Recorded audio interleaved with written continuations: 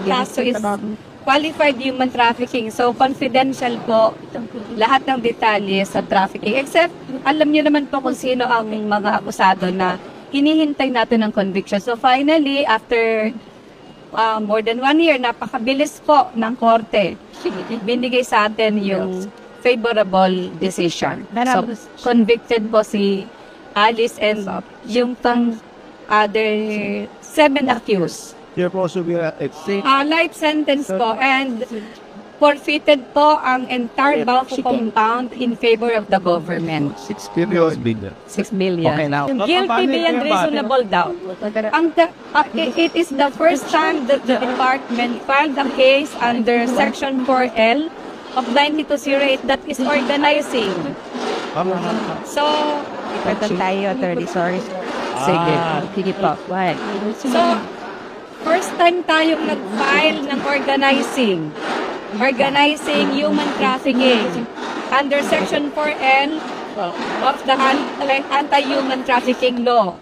So, first time din na nag-convict ang court ng organizing under Section 4L and for feature of the entire Bauco compound dahil po ito yung ginamit para po makakommit ng human trafficking. There were 16 accused. What happened to the others? There are other accused like Iturralde, yun. May mga na-acquit. Ina-expect naman natin po na may mga acquittal para at ang importante po yung main players natin lahat convicted.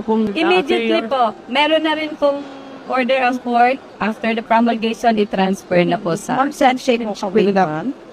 women. Sa Kunanan was among the convicted. Kunanan. Hindi siya pa na-arrange. At large pa rin hanggang ngayon. Okay.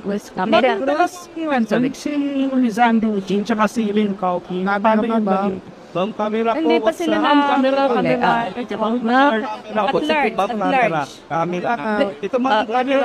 foreigners who were convicted. Among the 8, may mga foreigners. Hindi na po namin didetail.